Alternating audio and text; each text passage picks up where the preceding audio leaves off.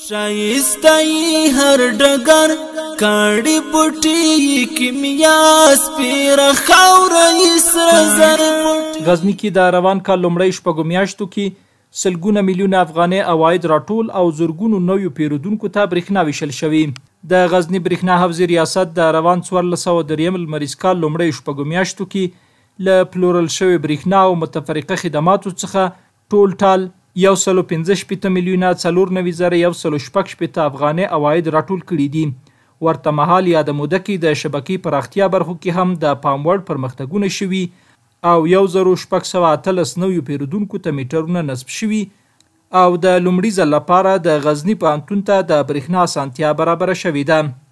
پر دې سربیره د نواباد ښارګوټي کې 4 ترانسفرمرونه نصب او ګټې اخیستنې ته سپارل شوي او دغه راز 3 تولیدي فابریکو ته هم د بیلابیلو ظرفیتونو ترانسفرمرونه نصب او فعال شوي دي.